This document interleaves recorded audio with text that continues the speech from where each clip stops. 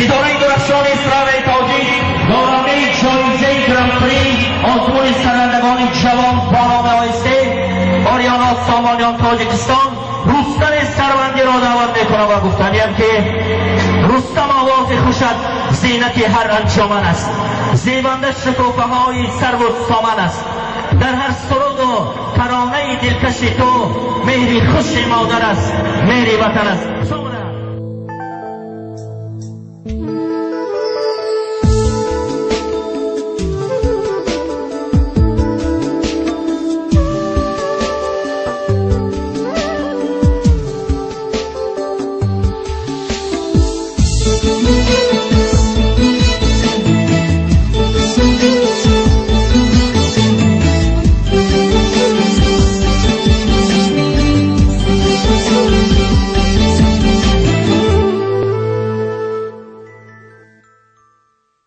چرا در این نیمه شب این همه در میزنی؟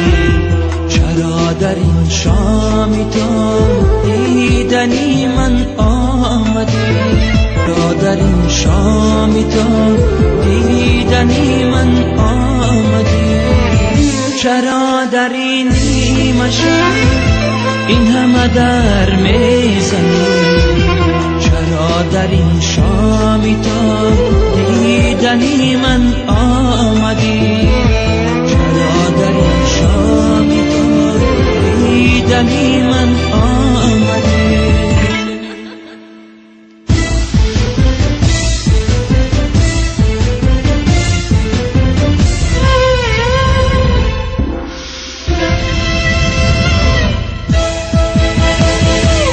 چرا باز آمدی پیدا شدی سراغم اندری شب شدی؟ چرا باز آمدی پیدا شدی سراغم اندری شب شدی؟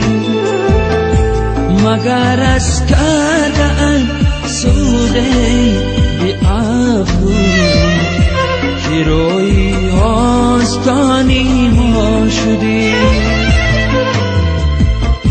مگر از کردن سوده بی ابرو که روی آستانی ما شدی؟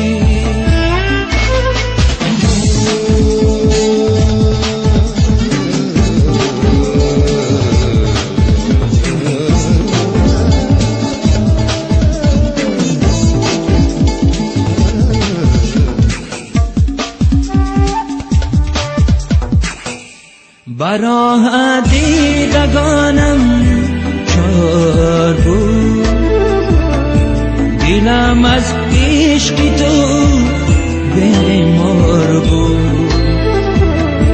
براه دیدگانم چار بود، دلم از عشق تو بیمار بود. میانی عشق ما دیوار غربت زی آه و ناله و آزار بود. میانی عشق ما دیوار غربت زی آه و ناله و آزار بود. چرا در این نیمه شب این همه در میزنی؟ چرا در این شامی تا دیدنی من آمدی؟ چرا در این شامی تا دیدنی من آمدی؟ چرا در این نیمه شب این همه در میزنی؟ چرا در این شامی تا دیدنی من آمدی؟